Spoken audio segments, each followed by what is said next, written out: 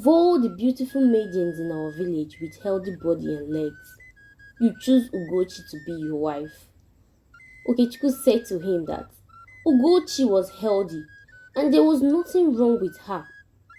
Arinze replied to him and said, "How will you cope with her? She can't even do anything for herself without the help of people around her."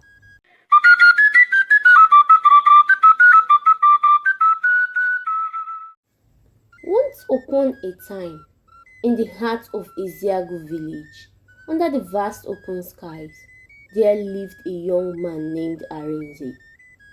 He was a farmer. He had many large portions of land in which he cultivates different crops and sells in the markets. Arinze was well known in the village to be a hard-working man. But Arinze was a man who hates people with disabilities. He believed in the perfection of human body.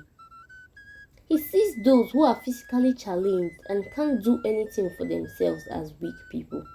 He sees them as a burden because he believes they only make life difficult for people around them by depending on people to do everything for them.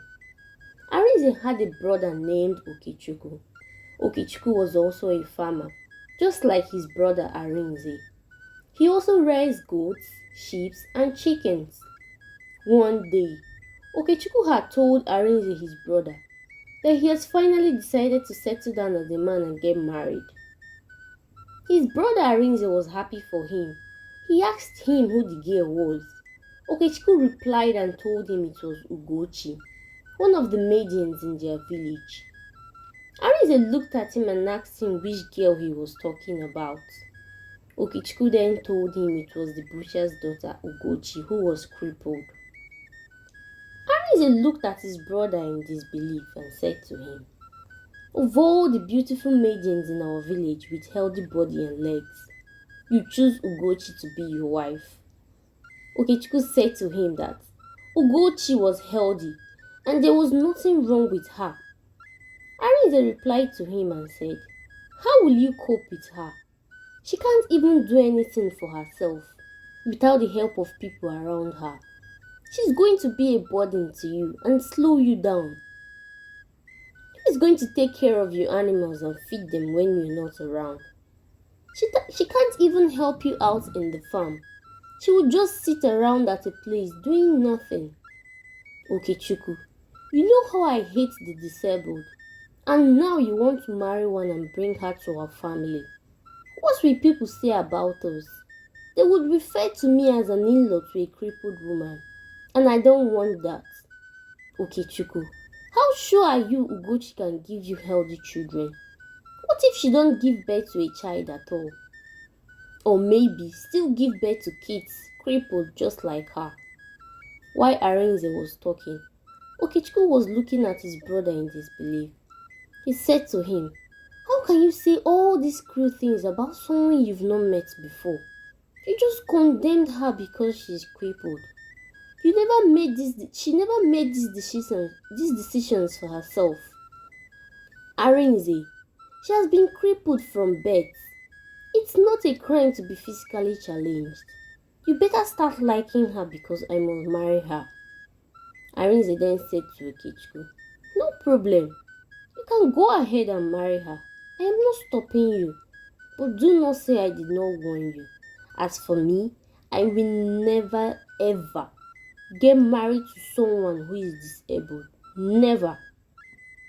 Okechukwu then went ahead to marry Ugochi, but Arinze never liked her one bit.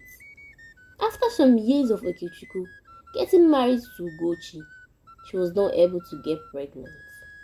Okechukwu and his wife had tried for so long to bear a child but to no avail. Arinze would always tell his brother that he warned him never to marry her, but he refused. Now look at the results. Okechukwu would tell him that at the right time, they would bear children. But this never stopped Ugochi from loving her husband and helping him. She still tried her best in helping him feed the animals and do other things she could do, though Okechukwu would always tell her not to bother herself in helping him. After some time, Arinze finally decided to get married. He got married to Amara, a beautiful maiden in the village that was admired by all men. Amara was everything Arinze had ever dreamt of. After some months of them getting married, Amara became pregnant. Arinze was very happy, but at that same time, Ugochi also became pregnant. She was so happy that finally the gods of their land has remembered her. When Arinze heard Ugochi was pregnant, he said to his wife Amara, "Let's see what she will give birth to." Amara shunned her husband and told him to stop saying negative things about Ugochi. Soon, Amara and Ugochi were due and they both gave birth at the same time. Ugochi, Okechiku's wife, gave birth to twins, a girl and a boy. The first thing Ugochi did was to look at her kids' legs to know if they were okay. She was so happy to find out that her twins were not disabled like her. Okechuku, her husband, was very happy also. He went to his brother Arinze to tell him that his wife has given birth to a healthy baby and not children with disability. When he went to Arinze's hut, the atmosphere was gloomy. Arinze's wife had given birth to a child that is crippled. The child's legs were deformed. Arinze held his newborn son in his hands, staring at him. His heart was filled with pain. Arinze's world collapsed around him. The very thing he had vowed against had become his reality. Guilt consumed Arinze. He remembered his harsh words about the disabled. He looked at his son and felt an overwhelming regret. He had judged others and Ugochi, his brother's wife, based on their physical abilities, and now his own flesh and blood was the very embodiment of his prejudice. Amara, his wife, told him not to worry, that being disabled is never the end of the world, that she believes their son is still perfect even without legs. Ugochi had heard what happened from her husband and felt pity for Arinze and Amara. She went to see them in their huts. When she arrived, Arinze was filled with shame and could not look at her. He apologized for his actions in the past and his harsh words to her. She forgave him and told him that being crippled or disabled was not a disease.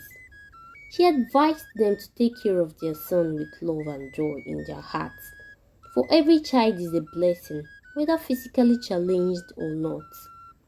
Arinze regretted his actions and felt so ashamed of himself. He said to himself, "I have spoken carelessly and thoughtlessly. I made a vow of not getting married to someone who is disabled out of ignorance."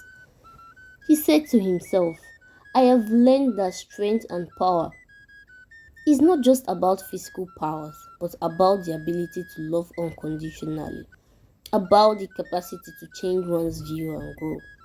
He realized it was not Ugochi that was disabled, but himself by ignorance and prejudice. From that day henceforth, Arinze changed his mindset about people that are physically challenged.